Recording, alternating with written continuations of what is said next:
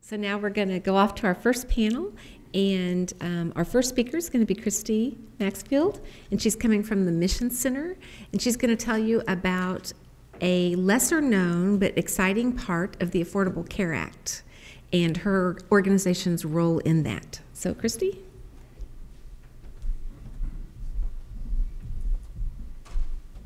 Good morning, everyone.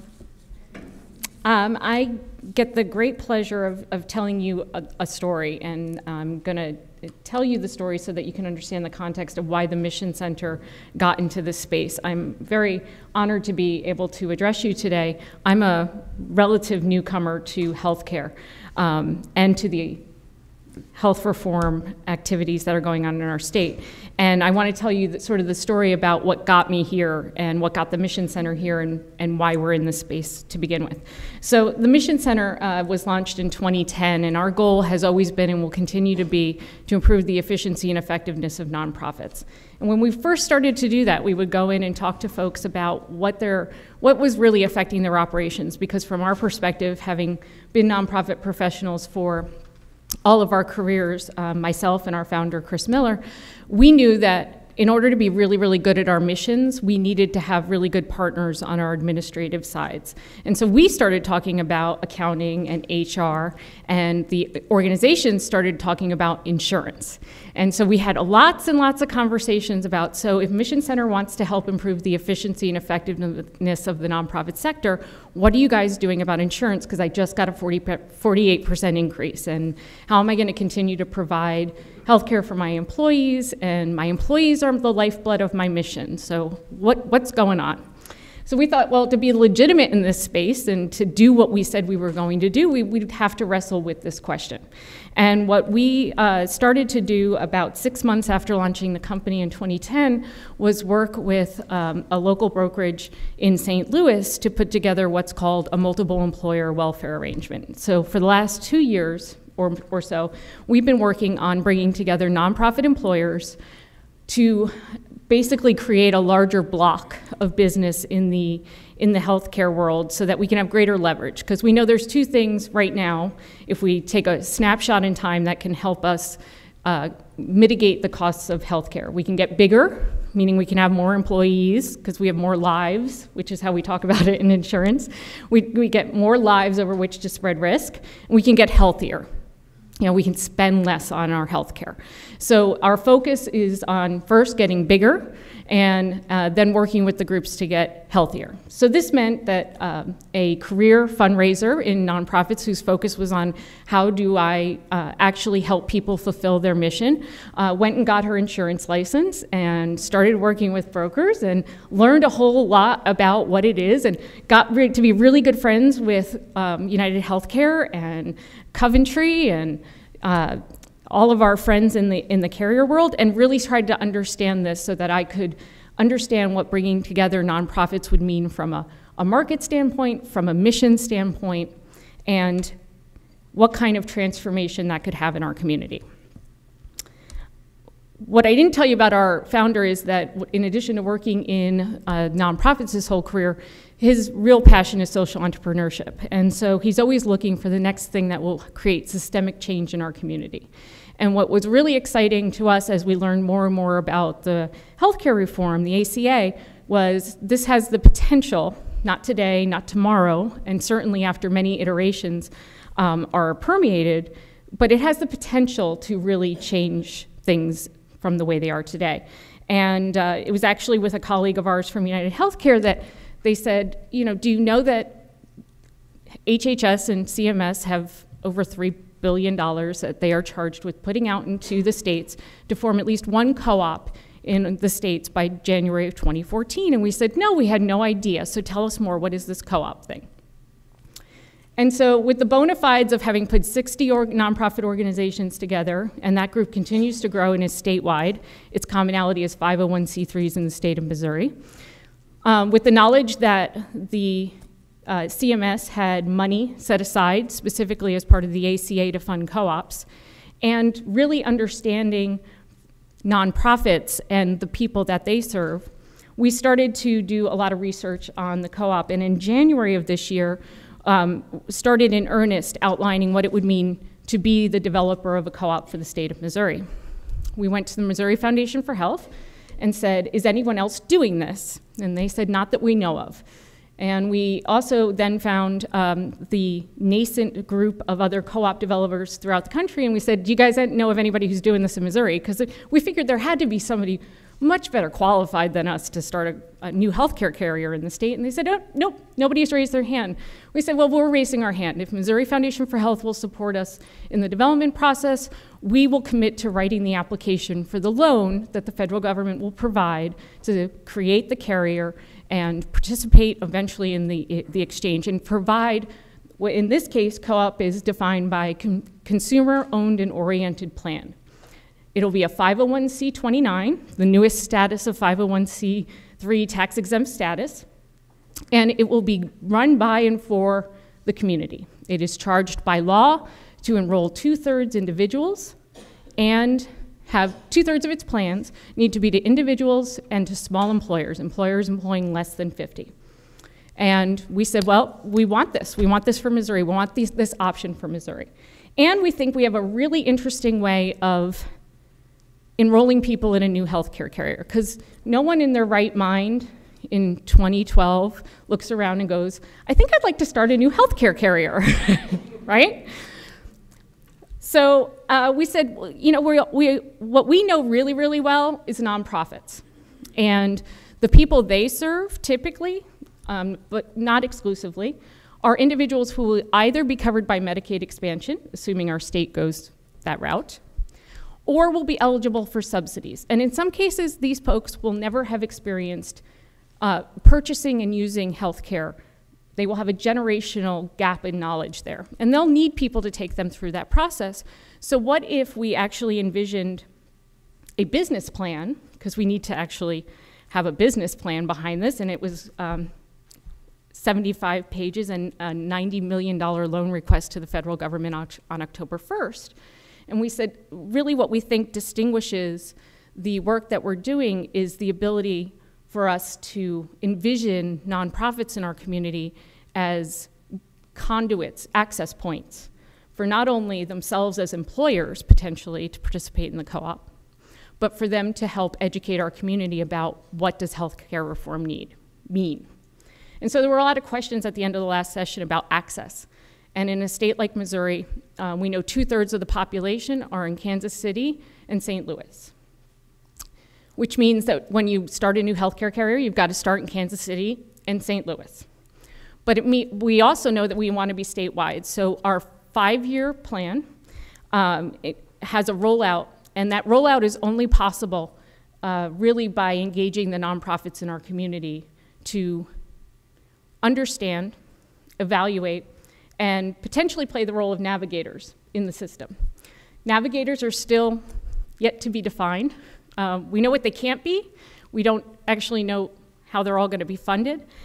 So there's a lot of unknowns, as you've seen, as the morning has started off with, and I'm sure the day will continue. But there's this really exciting potential to use this opportunity to bring people into the system who have traditionally been underserved. So we submitted the application on October 1st. We were told to expect 75 days before notification. We received a phone call 15 days after application and had our first interview yesterday. And so we are very excited, which means that if all goes well, the Missouri Community Healthcare Co-op will be solvent and in a position to be licensed by the state come the new year. We are charged by law with being then prepared to enroll by the fall and provide coverage by January 1 of 2014.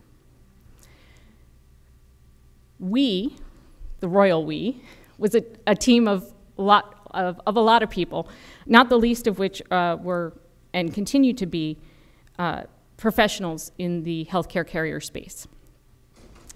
The Mission Center has fulfilled its obligation, which is to actually submit the application and support it over the next 12 months from going from business plan to business. What we also continue to do is fulfill our obligation that I mentioned at the beginning of my story, which is to bring nonprofits together in a multiple employer setting in order to leverage their buying power in the marketplace. And what that really means is we have our eye on both.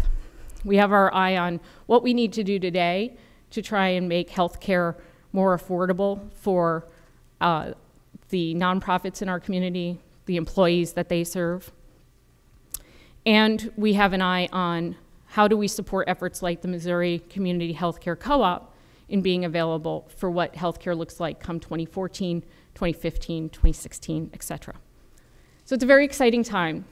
And as Karen mentioned, there's not a lot known about the co-op. The co-op gets confused with the exchange a lot. The exchange gets confused with the co-op a lot. The co-op would be a participant in the exchange. Anyone who purchases through the exchange is evaluated for whether or not they qualify for a subsidy. Those are how sort of those things start to interlock together. And regardless of whether or not we choose as a state to take an active role in our exchange, our hope is that the process we're currently in with CMS will result in having a co-op option for the state of Missouri, particularly for the individuals and small employers who are in our market. So that's sort of a little story of what we've been doing for 10 months. And I think there'll be a lot of questions about what is this co-op and why, but I really just wanted to set the stage for you in terms of what it is that we've been looking at, what it is we hope to create for the state, and then perhaps during question and answer we can dive into more of what might this mean for me, and I'll see how many of those questions I can answer today. But I appreciate it. Let me tell you our story.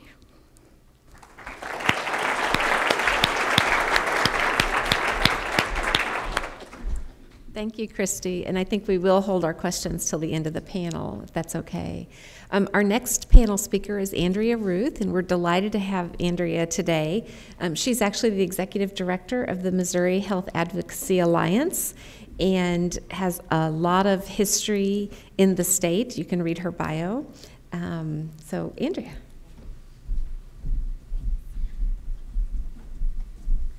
Yeah, a lot of history in the state. So I was sitting at the table over here with the newest House research analyst working on health policy, insurance issues, et cetera.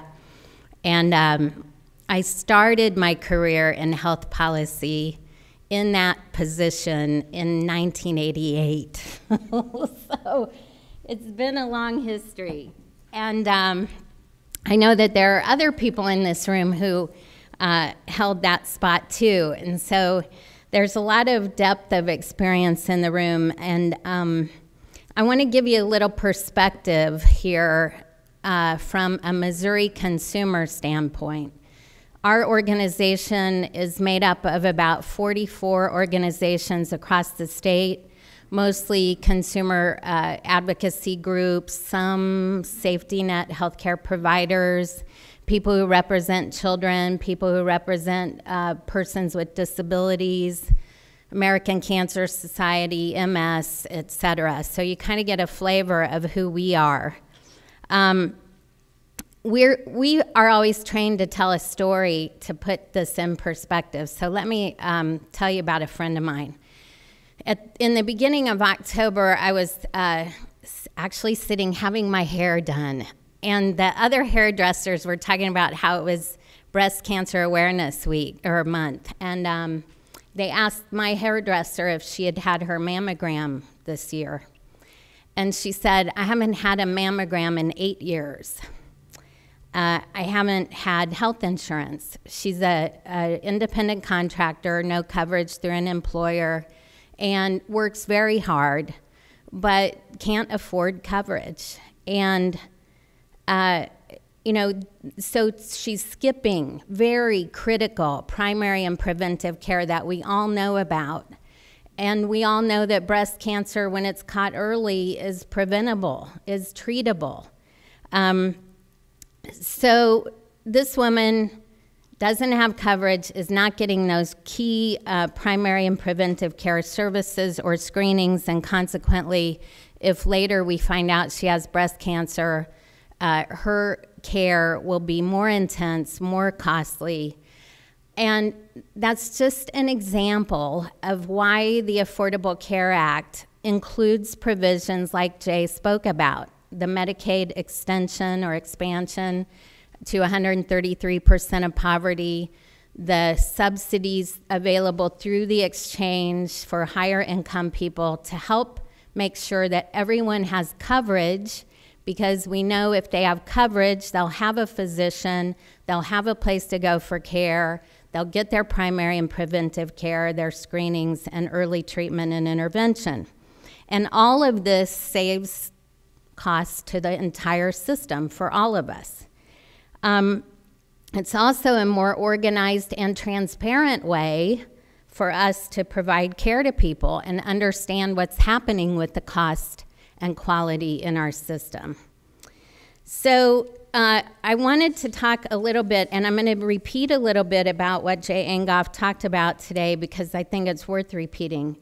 The ACA does try to bring every state's Medicaid program up to incomes of 133% of federal poverty. And just to give you a sense of what that means, for an individual, that would be approximately up to $14,856 a year in annual income.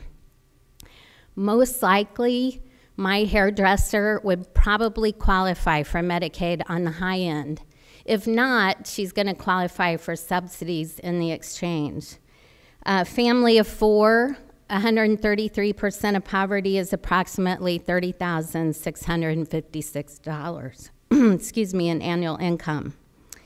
So we're talking about a lot of working low-income people in our state, like my hairdresser, who would have the opportunity to have some coverage under Medicaid if Missouri opts in to this provision of the ACA.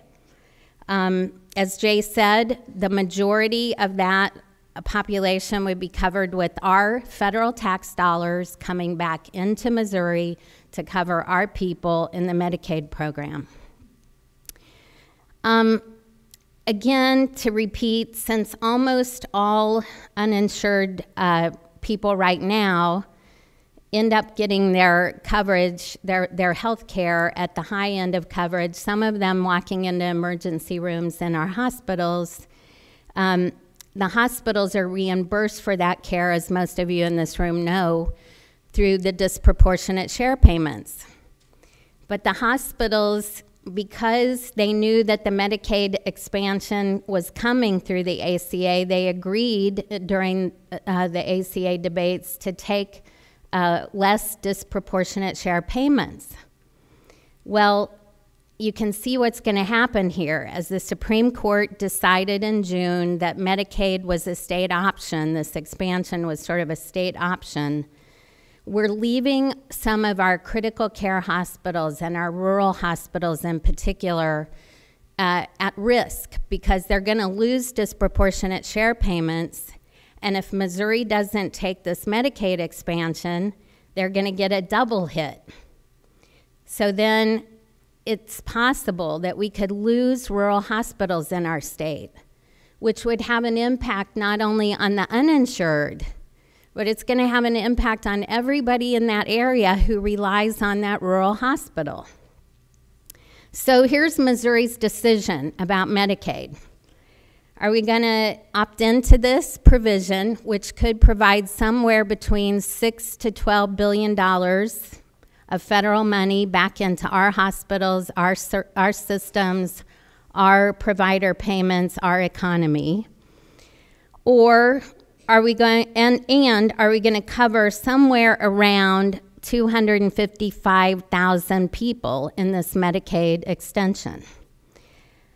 And, you know, there are reports being done now. I just want to tell you, don't quote me on those numbers because they're early estimates. There are reports being done now by a lot of different groups to firm up the numbers, and we should have those in the next month or so. But you can see it's a lot of money, and it's a lot of people covered with getting a lot of primary and preventive care.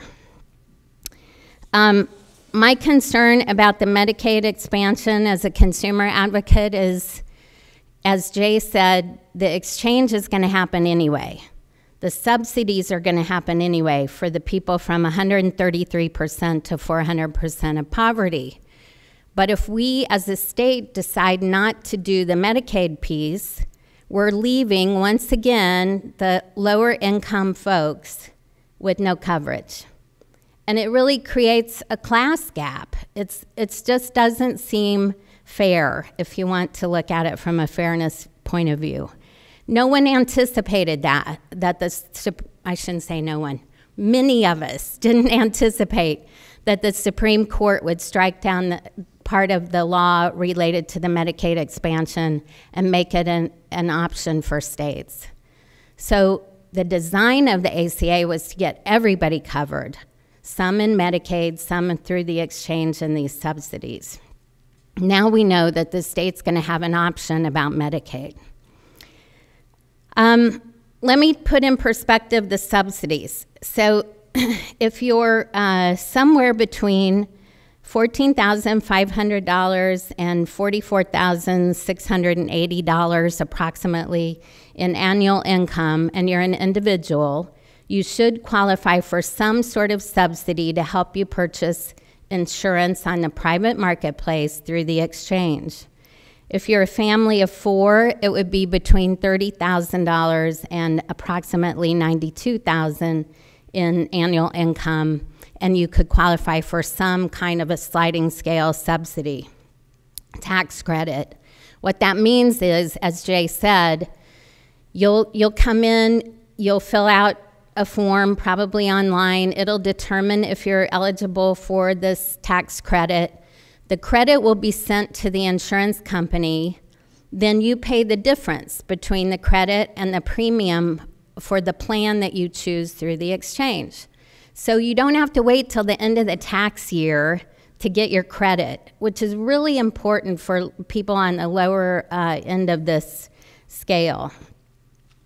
The IRS is estimating that the average tax credit is going to be about $5,000 a year for people. So the scheme, the design of the ACA is that everybody's in the system, which begins to create a new paradigm for insurance companies and for providers. And the idea is that we will now be managing risk and helping people be healthy, trying to prevent illness, rather than insurance companies selecting or avoiding risk.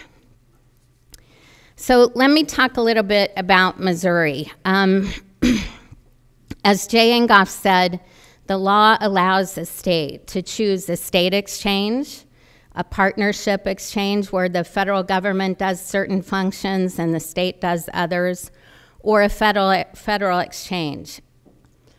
In 2011, during the legislative session, we had a piece of legislation that would create a state-based exchange. It was quite broadly supported by a lot of different stakeholders, some of whom are in this room. It passed the House unanimously. It passed the Senate committee unanimously. And then it didn't get to a vote on the Senate floor because of a handful of senators. Then there were some federal grants that the state was eligible for, and they would help us get ready to establish some kind of exchange, whether it was one of the 3 options. Somewhere around $26 million in federal money to come into the state to help us look at our IT systems, which are incredibly outdated. Anybody remember COBOL? Yeah, some of our Medicaid IT systems are actually on a mainframe with COBOL language that nobody knows how to write anymore. So it's time for an upgrade, and we need to do it so we can interface with the federal system in any kind of exchange. And we didn't get to accept that money. It got bogged down in a political issue between the legislature and the governor, and we don't have those federal dollars at this moment to spend to upgrade our IT system. So then in 2012, in the previous legislative session, There was no exchange bill. And there was a little bill called Senate Bill 464, which actually resulted in Proposition E, which somebody raised a while ago. So Proposition E, if you read the ballot language on your sample ballot, it seems to say that the governor can't create a state exchange without further legislative action or a vote of the people. The problem is that that's only the summary language, and that proposition actually does a lot more. So here's the rest of the story. It also prohibits state agencies and employees from providing resources or assistance to create a partnership exchange or a federal exchange without further legislative action. And unless it's specifically required by law that they cooperate. So you can see that it has the potential, if it passes, to put a chilling effect on state employees to even work with the feds to set up the federal exchange. So it will be tested. That language will be tested. It's very, how do I want to say? It's in a lawyer's term, this is pretty vague language. It's going to get tested legally. All of those lawsuits are required to be paid for by the state agency that gets sued, with no additional appropriation to pay those suits. So it's going to cost the taxpayers money is the bottom line. So I'm telling you all of this because it's really important you understand the political dynamics that are going on in Missouri around the ACA and its implementation. We have, as a state, made it nearly impossible to do any kind of other exchange except a federal exchange. And the irony is that the people who sort of set this dynamic in place really don't like the federal government and they'd rather not have a federal exchange, but that's about what we're going to have. Because on November 16th, the state has to tell the federal government whether they're going to operate a state-based exchange or a partnership, and there's simply not going to be enough time. So we're going to have a federal exchange at least at first. And we have to start abiding by these timeframes because by October of 2013, less than a year away, we all, citizens of Missouri, are going to have to start going through an open enrollment process where if we want to be part of the exchange, we got to choose our plan and go through the process of applying. So there's no more time to create that kind of system. We're behind the 8 ball already. And those who gambled on the ACA going away have left us with this situation. So what I like to tell people is we really have an opportunity here. I gave you the gloom and doom. But the opportunity is that we, those of us who care about this, who can work with the federal government, with Jay Engoff's office, to create a federal exchange in our state that's going to work for people. And it's going to take a lot of outreach. There are people in this room who work for organizations that may be eligible for funding that will help do the outreach to let people know what their options are in October of 2013. There are people in this room that can help with planning. And we're going to need you because some 400,000 or more people in Missouri are going to be eligible to go through the process in the exchange. Some of them are going to be diverted to Medicaid because they qualify, others to the tax subsidies and the private market. But we got to help them understand that and what's available.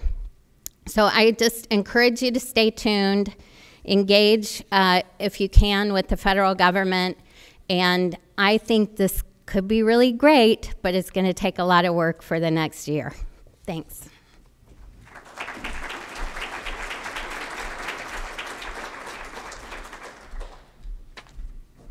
Thanks, Andrea. for those comments. Our final presenter on this panel is Dr. Tony Sun. Tony is the Market Medical Director of UnitedHealthcare of the Heartland States, and we're delighted to hear about health reform and its impacts on Missouri from the payer perspective.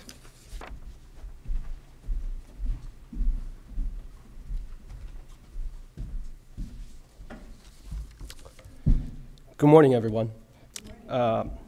So I am the Market Medical Director for UnitedHealthcare for this region, mainly Western Missouri all the way to the state of Kansas, also the state of Nebraska, and the little small corner of Iowa. So that's so-called the Heartland States.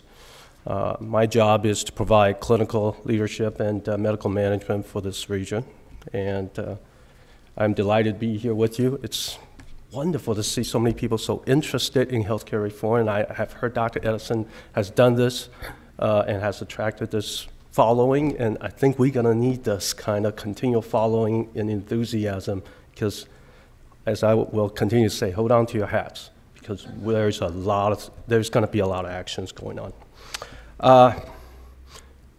I grew up in a small town called Springfield, Missouri, and I went to high school there, and I was delighted to attend a 6-year bachelor and MD program at University of Missouri in Kansas City, so that's my tie to Missouri. I spent about 15 years away training at the infamous Ochsner Clinic in New Orleans, and I had the honor to come back and serve as this new role as the medical director for UnitedHealthcare.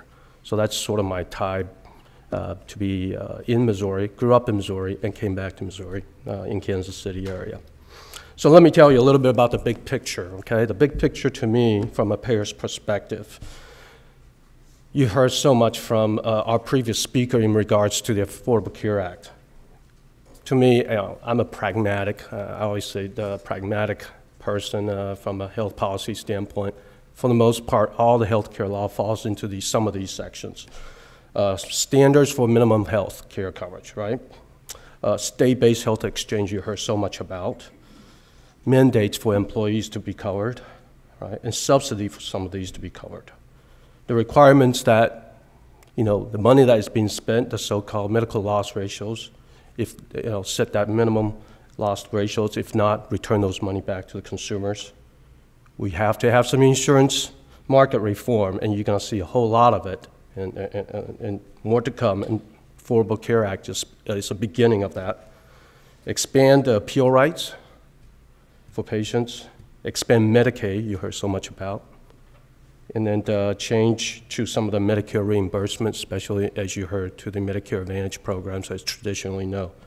The most exciting part that I think most of you really don't hear a whole lot about, and some of it was touched up on by Jay, was this innovation on how we begin to really tackle healthcare reform. We're just now trying to cover everybody. I mean, if you just really begin to think about how the Affordable Care Act is moving about in that direction, but how are we really going to be affordable? The cost portion, we're barely touching the tip of that. It's no surprise to anybody that a small town with a rural health hospital, 1/3 of its economy is driven by that the rural health center or the hospital in that town, okay? Some people say 16% or 19%, 20%, whatever you want to call it, of the GDP spent on healthcare. It is part of our economy. Some of the largest employers in the large cities are the hospitals, are the doctors, nurses that all work there. I didn't plan for it, but it was interesting that the escape fire was talked about as sort of a prelude. To me, reform has already begun. In many ways, when Karen talked to me about some of this talk, I said, the train left the station a while back. It's a bullet train, it took off, okay? It's not necessary because what the government wants to do to us or what else we need to be doing is, I think, we can't keep looking back. The trains have left the station. We're not going to go back and say, you know what? We're not going to cover those 26-year-old kids that's still under their parents' plans if we repeal this thing. We can't. We got to move forward, okay? We can't start saying, you know what, well, let's bring back those lifetime limits for health insurance, right? I mean, those are things we just don't do anymore, okay? So if you want to continue to get caught up in the rhetorics, and I doubt any of you are, those are not things that we're going to continue to look back on. We need to move forward, okay? So, train left the station. How does it make you feel? I tell you, one of my good friends at the hospital administration always says, I feel like my 2 feet, one foot is still on the dock, the other foot is on the boat, and the boat's taking off. And I'm like, so that constant struggle, that analogy that he gave me is so true, because what he's dealing with is this old culture of dealing with volume, right? And then the new culture of how to deal with value, okay? Because I think that's where a lot of the money's at. If there's a nugget I'm going to give you today, that's that struggle, especially in the provider community. But that's true in various healthcare sectors. I don't think we have a system, by the way. I think we have various sectors in healthcare. And that's the problem. They don't behave on the same rules. And we all know this old saying, you know, somebody's famine, somebody's feast, in this kind of capitalistic health sector routine. So one more nugget I'll give you today is, as we begin to move into this volume to value, it is critical to rethink about how we deal with healthcare and healthcare outcomes. Readmissions, that's one of the best examples I can give. So hospitals right now are struggling to talk about how are we going to really reduce readmissions. You know, if you have ever heard Dr. Don Berwick or any of the people, I call it the equality mafias or the IHIs that I used to belong to, talk about readmissions. I used to raise my hands, say, if we really believe this whole quality improvement or the whole Deming philosophy on quality, readmissions are defects. Let's call it what it is. It's errors or defects that kind of cause, because they have to come back. Now, it's a lot more complex than that, but if indeed we don't want to pay for defects, we need to critically going back and work on it. And that's a very harsh thing to do, because for a long time, to the CFOs, readmission actually still means revenue. Okay. I'll tell you a little story about Marla. Marla was a senior nurse that worked with me during my time I spent with CMS under the QIO program, Quality Improvement Organization program. We actually were working on readmissions as a pilot for a long time in the state of Louisiana, and we went through random chart auditing to take a look at patients that came back for more than 3 times, okay, in one calendar year. This is not just anybody, but 3 times, okay? She came to me, and I know whenever she comes to me and talk about some of these special cases, there's something wrong, because she's this very usual Southern nurse that has worked very hard, and if she can solve the problem, she wants to solve it. But if she has to escalate it to the medical director, something's going on. She brought this chart to me of this lady that came to the hospitals, Southern hospitals in Louisiana, between New Orleans and Baton Rouge, probably 6 times. She said to me, Dr. Sun, every one of these admissions met the clinical criteria and medical necessity for it. But I just cannot see why this should be an outlier for it. This lady had heart failure, had diabetes, had multiple complications from her diabetes, and cardiovascular disease and everything else. What we have failed was the continual coordination of those cares. And this particular patient, Medicare patient, was her aunt. Okay. So these things that we're not doing in these coordinations of care, adding values, instead of thinking of dealing with this volume to value, is going to be critically important as we move forward in healthcare reform.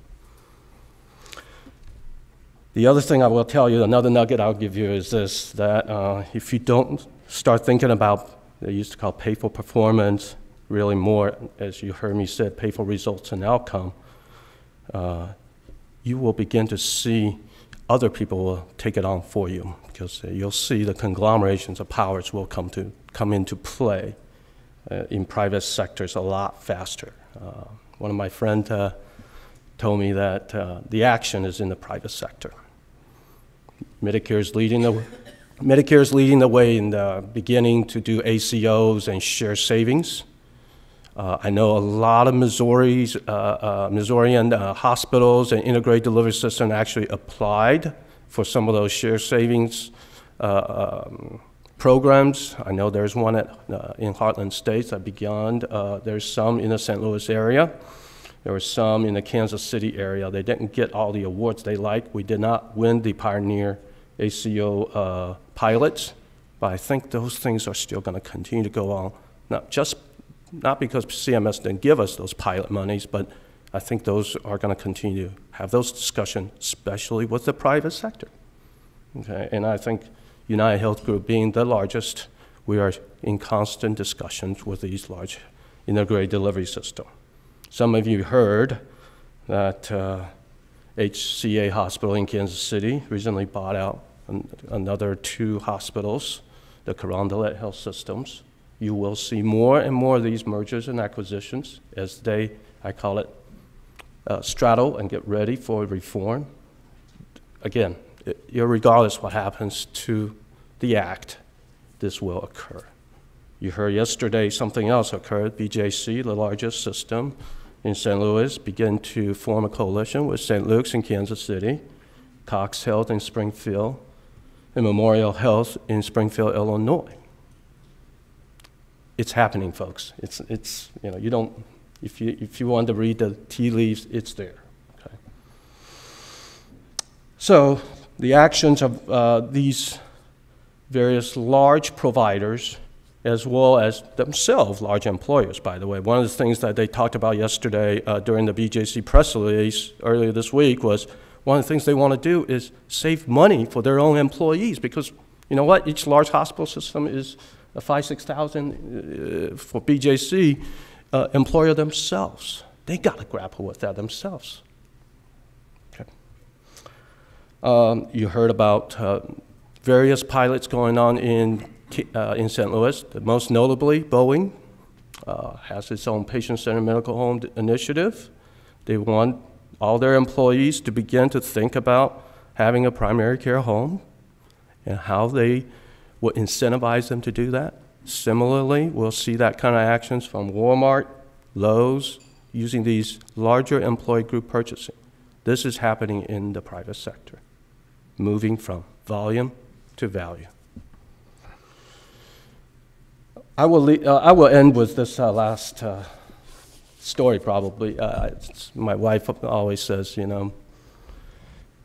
United States is a great country. We, proud to be Americans, and we live here. But one thing we don't have is a uniform way on how to deal with healthcare. She lived in. I grew up in also when I was born in Taiwan. Taiwan, for 16 million people, has a unified, and they have 99% insurance coverage. One system. She also lived in UK when she went to school in London. Again, one system, okay? Here, when she comes, she realized we have multiple systems. When she chose to pick her OBGYN, she called around. She just couldn't get all the information that she needed.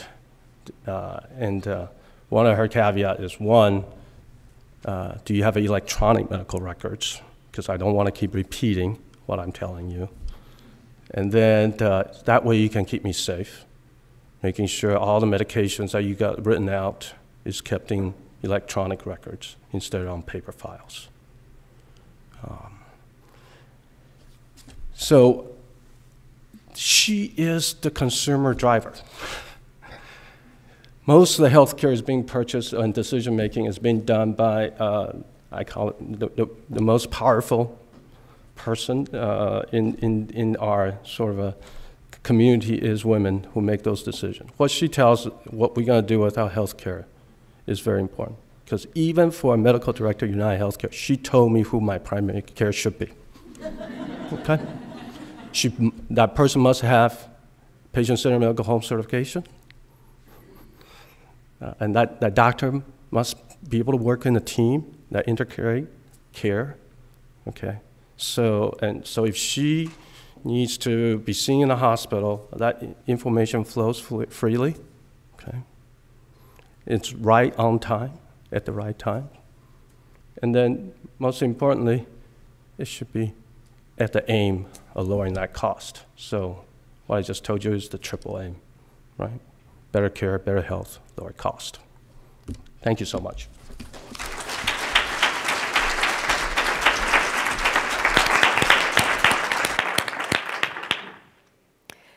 Okay, we're going to take some questions. I have to say those comments were a perfect segue to our afternoon session. We're going to hear from two of the most, the most innovative systems in our state. We're going to hear from the Health Information Exchange, Missouri Health Connection, and we're going to hear about some of the patient-centered healthcare home projects in the state this afternoon. So that'll segue very, very well. So first question. Hi, my question is for Dr. Sun. It's ironic that you selected Boeing as an example and moved from quantity to quality. When this morning there was a news story about Boeing outsourcing to Mexico and also training other companies how to outsource to Mexico. How will this affect the healthcare as all these companies move to another country? Well, I can't speak in regards to what the corporate decision in moving some of those things into that. I will tell you this, and this is any large employer, okay? Their healthcare cost, health insurance cost, is one of the key drivers in regards to how they make decisions, okay? Because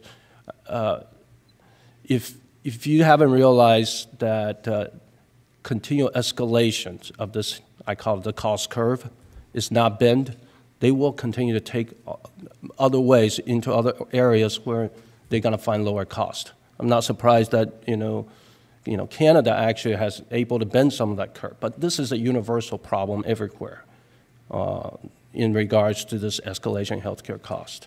We need to begin to think about how we do those coordinations cares I spoke of. And how to reduce that cost in that regard. Otherwise, you're going to continue to see that kind of a carve out in different things. I don't think everybody's got it all figured out in that regards on how to do it. We have some things that we can test. The patient-centered medical home idea that we know can bend the curve a little.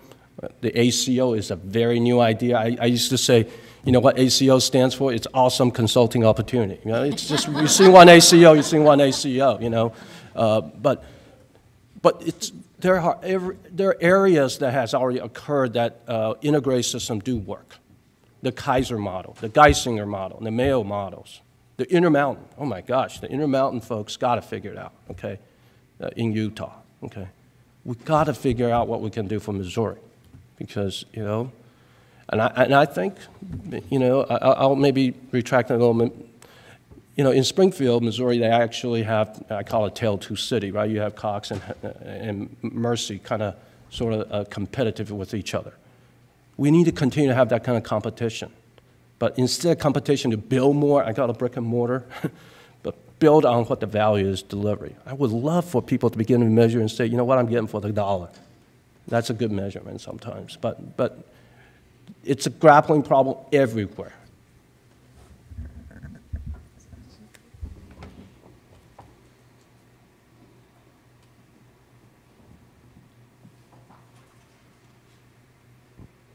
Briefly, I'd just like to also back that with we shouldn't confuse progress in one sector with the lack of treatment or legislative care in another sector. And so free trade or trade policies that protect the employer are needed as well, and that could be also asked from your congressman.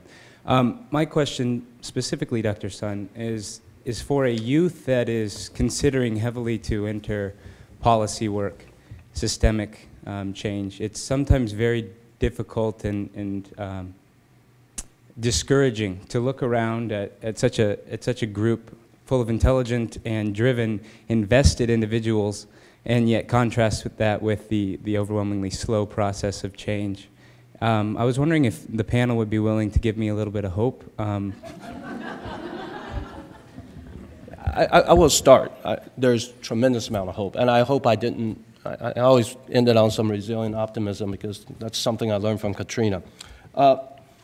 There are, you know, what show was that? I think there was a show on PBS that talked about, you know, they went around the world, and they went to UK, they went to Germany, they went to, I think they ended up in Taiwan because, again, they have a very unique system that they did, about how they did, I think it's called Sick Around the World, something like that, but they went around the world to see how did they do that, okay? But they subsequently did a follow-up show to it, but it was in the United States, where people are doing things like that. In Grand Junction, Colorado, you know, some of the things that they did as a community, okay? What they're doing in Everett, Seattle, again, you know, things that we hear about at the Geisingers. There are pockets where some of the communities are doing great work. We need to, they're not all doing it right, you know, everywhere, but if we can take some of the best practices and just begin. I think the hard part is we're really stuck in this sort of volume versus value and in a bigger rhetoric, you know, right versus privilege political policy question. But focus on what we can do today. ACA offers some tremendous various opportunities. I mean, all the Center for Medicare and Medicaid Innovation, my gosh, that's probably what we even thought of or could be possible 10 years ago under various other administrations. But we're doing some of that now. Yeah, and I would say two things. I would say, first of all, this afternoon you're going to hear from some people doing some pretty exciting things, and I hope you can stay because you'll get some hope there. Not that this is like a negative panel, and that's a positive panel. I didn't do that. But and the second thing is, as a physician, you know, I look forward to some of these innovative care models where we can get back to doing what we came to healthcare to do, to take care of patients. You know, right now we are under a burden of regulations and a burden, and I'll say it.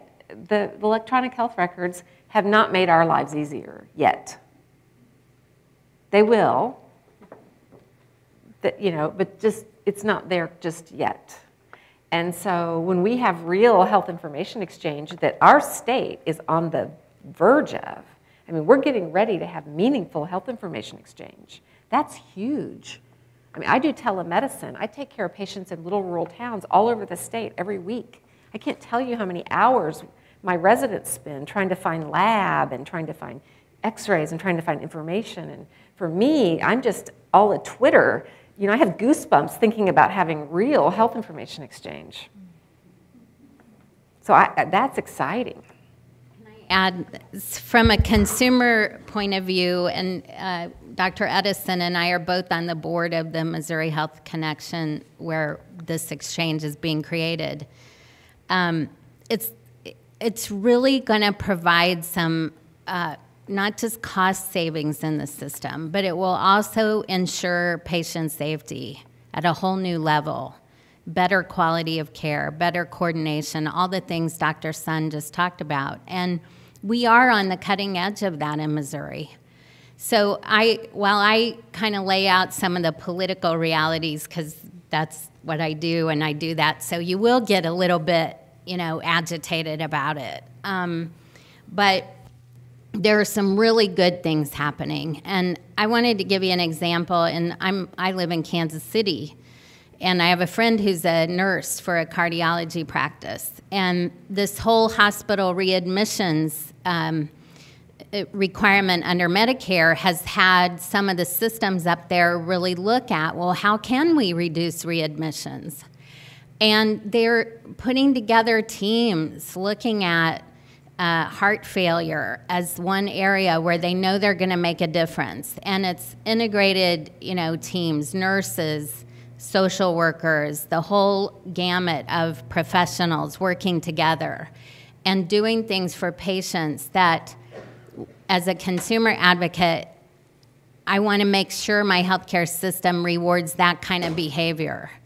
So that the Affordable Care Act is complex. It has a lot of things in it. We've talked just across the surface today about things in it, but it's all designed to shift the paradigm, not just for insurance coverage, but for health care and primary and preventive care and patient safety and quality. So in a way, you could look at the Affordable Care Act as your sign. There are so many opportunities. Ditto. What I think I would say to you is the Missouri Community Healthcare Co-op needs people who want to change things. So as soon as the co-op is capitalized, give them a call. They need people who have to figure out how to do healthcare differently moving forward and capitalize on all the things that we're talking about today. And I think that from a really macro perspective, you're in one of the most, in my opinion, most entrepreneurial states.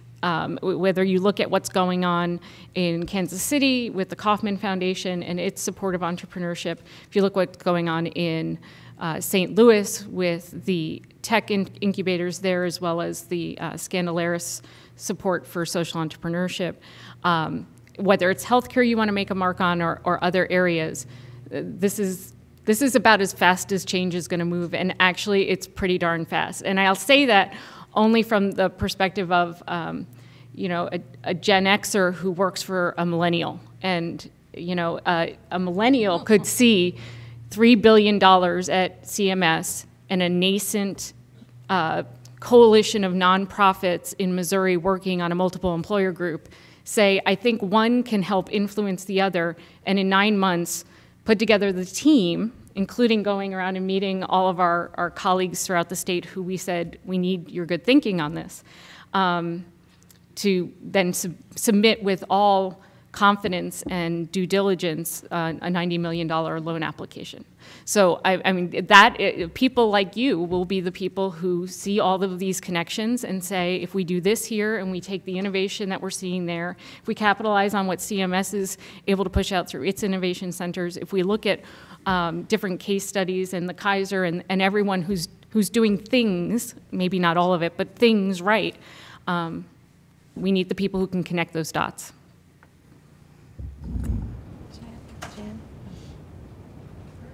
Okay, I'm a small-town family physician, and I want to give Ms. Maxfield kudos.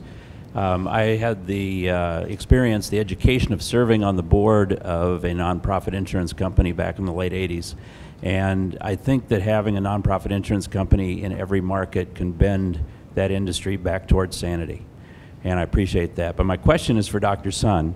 Not only what Dr. Edison said about electronic records making us less efficient and not being easy, the transition to a patient-centered medical home is not a cheap one. What are you and UnitedHealthcare doing specifically to support those of us who have our foot in the reimbursement for volume world and the other foot on the boat of value? Thank you. I didn't plan that question, so I will go on. So UnitedHealthcare actually has a huge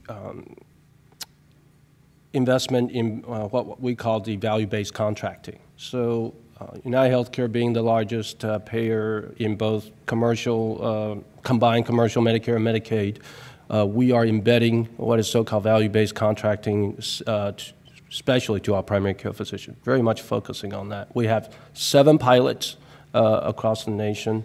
We've been trying very hard to find something here in Kansas City. Unfortunately, we didn't get that through the CMS's comprehensive primary care initiative. We didn't get that, but these pilots are already going on. If you haven't talked to, and I would encourage you to do that with all your payers, starting with your, the biggest one you have, most likely probably a Blues, and United being second, or Cigna being third, or Humana. Talk to them about what do you have in some sort of performance-based contracting, and then tell me what some of those measurements are. And you'll probably come to realize they're all measuring about the similar things, you know. May that be the HEDIS measures, may that be the looking at your patients having, reducing some of their ER visits, okay? I think, and having meaningful use as it comes to electronic medical record adoption. I'll tell you, getting certification for patient-centered medical homes, as you stated, is not cheap, right? And having EMR in place. So those are kind of things that you need to talk to from all payers. Now, I know Medicaid in Missouri actually has that in play. I know it's not a huge amount, but every one of them count. You need all of them. This is, I call it, this is a team sport. This is not tennis, one against each other. This is a big football team. Everybody in. Jan? So I have a question for Dr. Sun also, kind of following along that one, and it is that if we truly transition to patient-centered medical homes, then many of the medical management functions that are currently housed in a variety, you know, every payer has their own PA,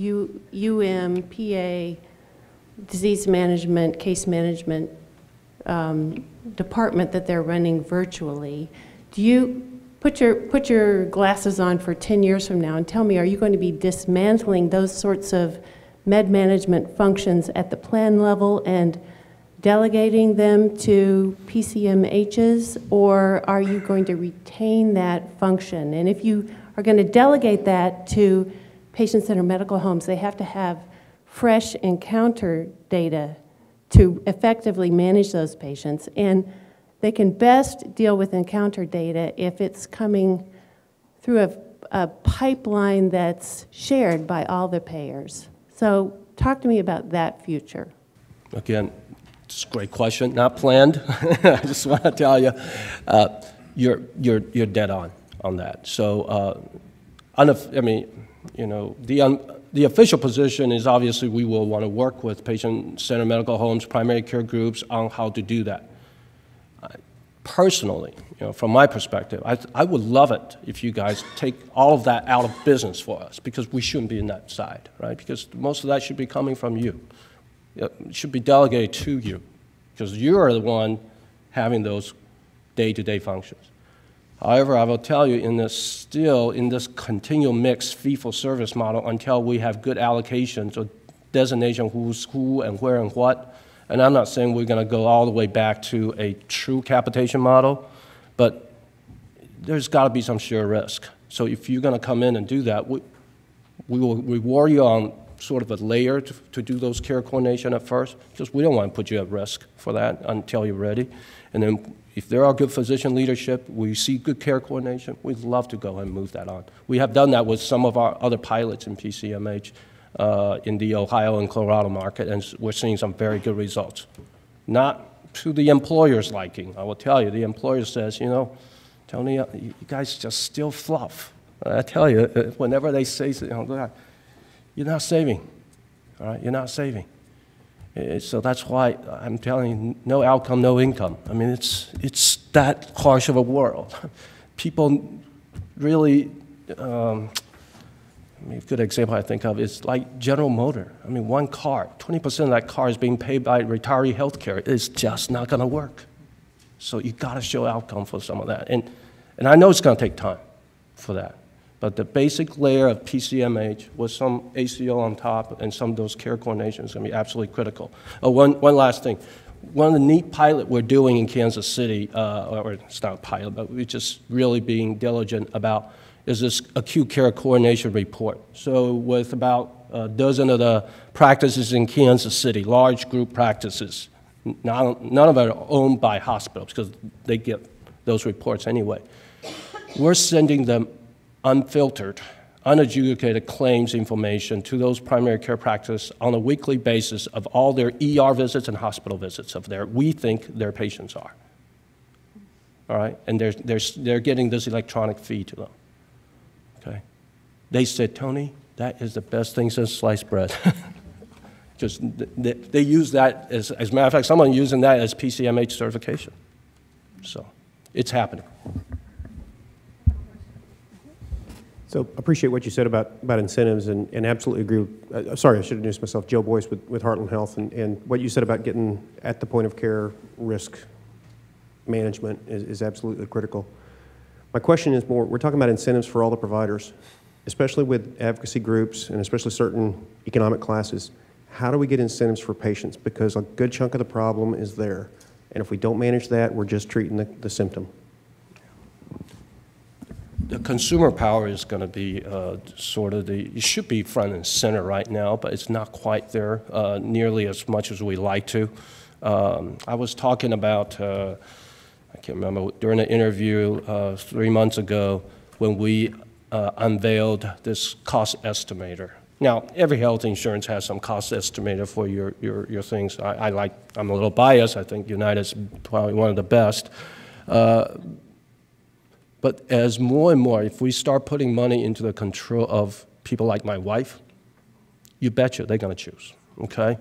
And they're going to choose very wisely, okay? Is it perfect yet? No.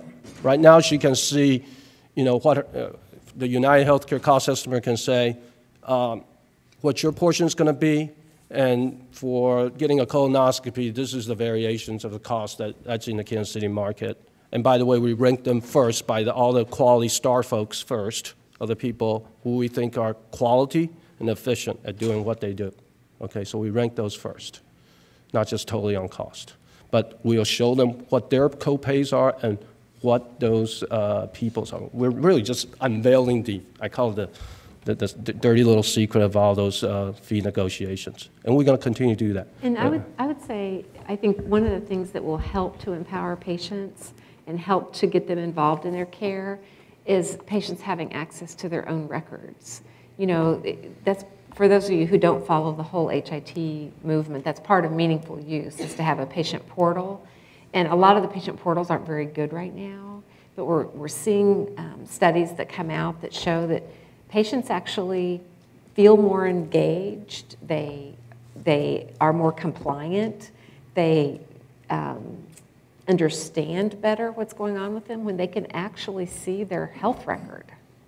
You know, and this is a revolution in healthcare. We've very jealously guarded our health records, you know, but these are their records. And if we can share what we're documenting more regularly and more comprehensively with our patients, they can help to make sure those records are accurate. They can get their questions answered.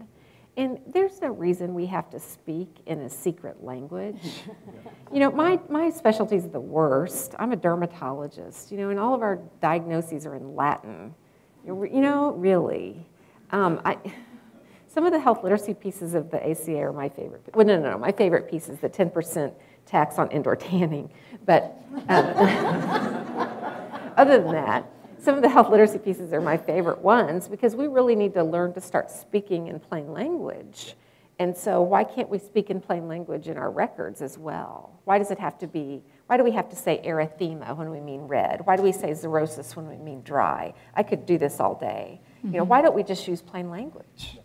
And I'm sorry. No, you don't. From the co-op perspective, the idea is that if you have a community-owned and operated plan where the board members are mandated to be a proportionately higher number of participants versus non-participants, meaning we can't just stack the board with professionals who we deem are better able to make decisions than the actual consumer themselves. When the consumer is actually looking at that data, when that consumer is actually making decisions about the carrier in which they are participating in, I believe there's a peer incentive that hasn't been leveraged. Right now there's a taboo about me saying, did you go to the emergency room or the urgent care for that, right? But if we get to a point where I know that you serve on the board of our carrier, And we need to be talking about these things. There's a whole nother layer of incentive. And one of the things we're also looking at in the context of the co-op is, what does gamification of healthcare mean? And how do we use gamification? How do we turn our attention to our medical records from something we're either scared by or overwhelmed by to something that we're interacting with because it provides us with entertainment, community, connection, and information that's actionable. Yeah, and I just wanted to add a plug here for, integrated care teams. I think many consumers are, I'm just going to say this, and I think some consumers are intimidated by their physicians. And when they have an opportunity to actually spend time with that person, if there is time, and ask their questions, then they're more informed about their own health care. If that isn't possible, and in some care settings, it may be preferable that an advanced practice nurse or a nurse sits down with the patient and tries to educate them about their health condition and their care going forward. I also think, and we haven't talked a lot about this in Missouri, but there's a real need, I think, for consumers to start finding ways to be responsible for our own health, not just our health care. So we have to start looking at what we know about nutrition, what we know about exercise, what we know about preventing, pass the tobacco tax and young people will quit smoking. They won't start smoking if the cost is at a certain level. So there are things we can do as consumers, and we need to find ways to empower us to do those things. Barb? Hi, I'm Barb Jones with the National Network of Libraries of Medicine here in Missouri. And so much of what you are all saying just is really resonating with me as an individual, but also as a librarian. And when you talk about building healthcare teams, I would really advocate for libraries, not just health sciences libraries in a clinical situation, but also in a consumer situation, and then also in the public situation. Librarians are managers of evidence, information, and knowledge. They impact, or can impact if included, the electronic health record. They, through the National Library of Medicine and American College of Physicians program, the Information RX program. Topeka has a particularly wonderful relationship where the physician writes the information prescription, which goes to the hospital library, which then goes across the street to the public library. So that patient is getting high quality information at no cost to the patient. And as you say, we all, as individuals, when we know, we're far more likely to be compliant. The third most used function of the internet is for health information, right behind email and shopping. So to pull librarians into that team makes a huge amount of sense to me, plus the fact that we're a lot cheaper than physicians. And I think, there are going to be several new jobs in healthcare in the future, and we're going to need to train up people to do jobs that aren't there right now, like home health workers who know how to use home health care technology and remote monitoring, for example, like community health workers, beyond the navigator even, community health workers that work between healthcare and the community resources. And we're seeing this already have an incredible return on investment for not just patients, but for the health systems. So I think there's gonna be several new jobs out there, and one of those jobs will be that community health worker. So, and who can link to libraries and all kinds of resources. So, you want it? Yeah. Hi, Dr. Karen Douglas, family medicine and geriatrics. You've kind of touched on this already. I think one of the big impediments to the way the healthcare system currently works is it's about disease, it's not about health. Hasn't been about health since I've been involved with it for 30 plus years. It's always been about disease. In my own office practice, I spent a lot of time trying to promote healthful activities, and unfortunately what we're seeing in our United States at large, what's the number one biggest problem? It's massive obesity. Obesity leads to diabetes, leads to heart disease, et cetera. And unfortunately, without appropriate education and plans for patients, which have to be paid for, doctors cannot spend a lot of time, nor can their staff, with patients who have those kinds of issues unless there's some payment in place that will take care of that. Ms. Routh, you kind of addressed that. And do you see that happening? Because I see that as a critical issue.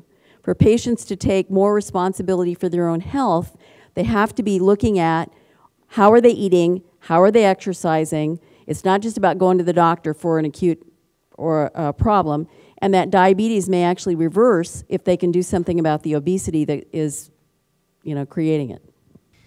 Yeah, thank you. I think we are starting to see that shift, and part of the reason why is because we are shifting pay for performance.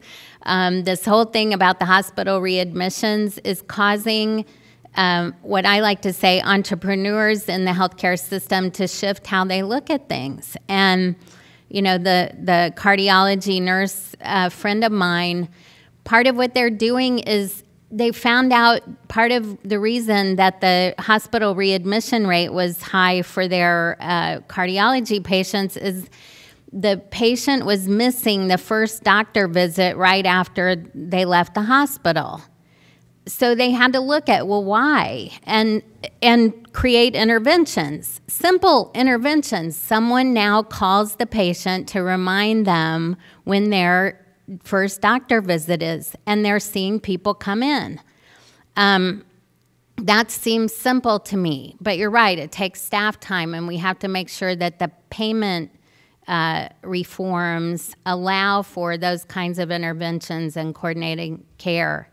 I wanted to remark, too, that the other thing I think is changing this whole thing for consumers are things in the popular media that has us know that obesity is dangerous, that has us looking at, I just heard a report the other day about people who break down their medications, that can really cause big problems in your system because that pill is designed to have that coating on it to begin to go through your body, your system at the right time intervals.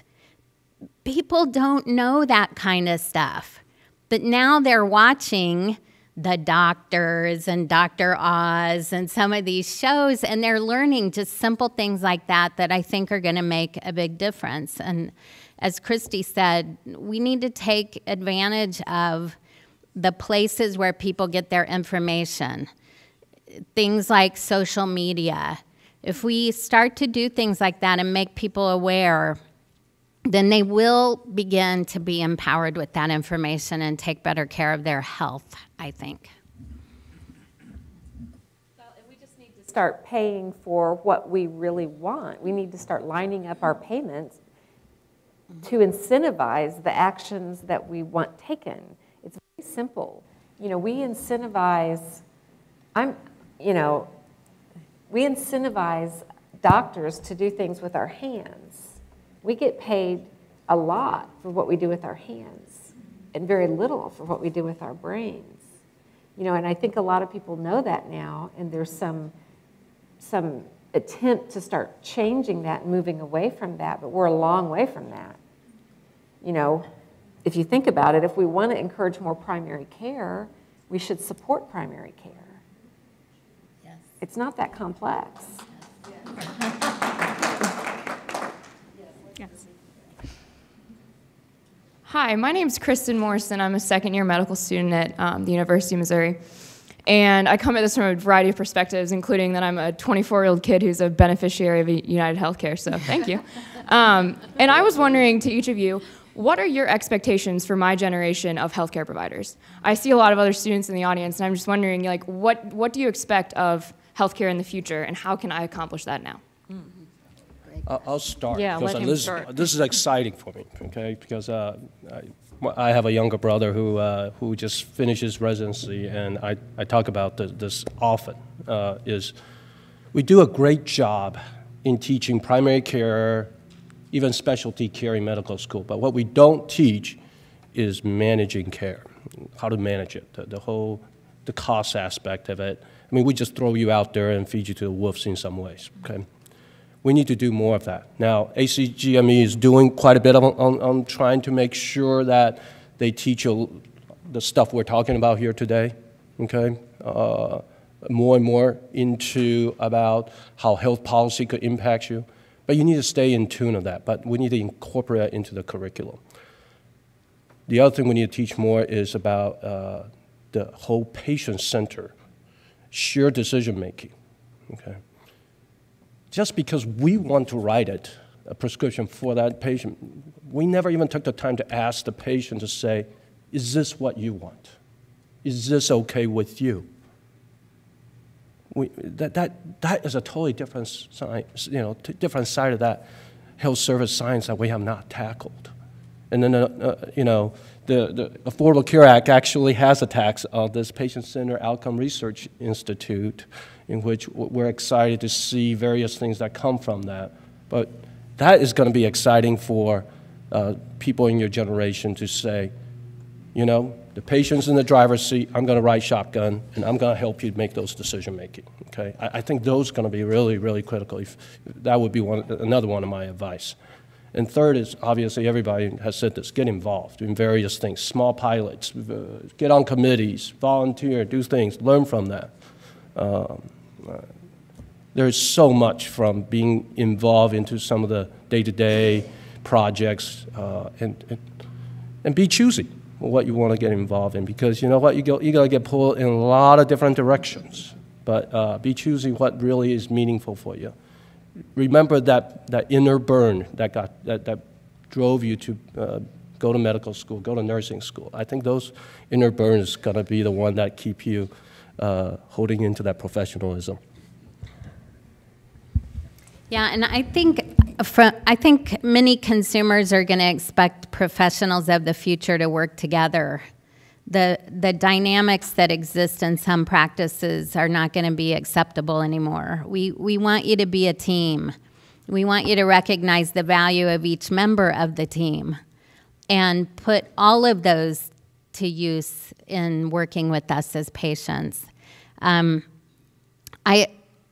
I broke my wrist earlier this summer, first broken bone in my life, and every time I went to the orthopedic doc, he put my x-rays up from the previous visit to this visit to show me my progress and explain it to me. He had a transcriptionist following him around, taking notes of everything he said. So it was always there in the electronic record. He could pull my therapy reports and all the measurements. Everything was right there. And, he didn't spend 20 minutes with me every time, but I got enough information to know how I was progressing. I got to make decision about, did I want to try to heal this first without surgery? All of the things were explained to me. And I was so impressed by that. And the team that, helped me progress through the summer to heal my wrist. So team critical. I would say in the same vein, don't be siloed, and whether that's being a team that is working on patient-centered care or looking outside of your practice or your specialty, or frankly your community for solutions that are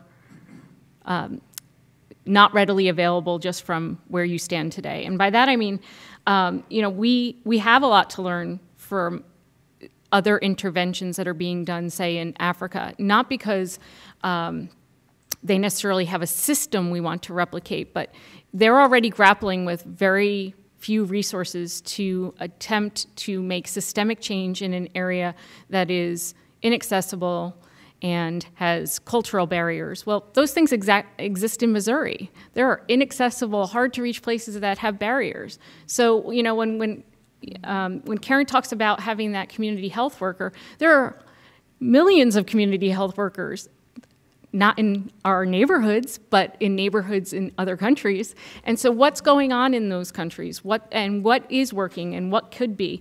I think because of your generation's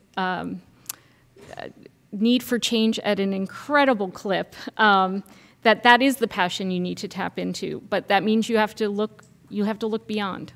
And you have to see things that don't currently exist. And I would echo all of that, and I would just say, you have to realize that you're not entering into a healthcare system that's in a silo as it has been in the past. Even in medicine, we have to concern ourselves with public health. We have to concern ourselves with community health. We have to concern ourselves with population health, because healthcare doesn't begin when a patient comes to your office or comes to the hospital. Healthcare begins where people live, learn, work, and play. And if we don't care about those social determinants of health, we're not doing our job.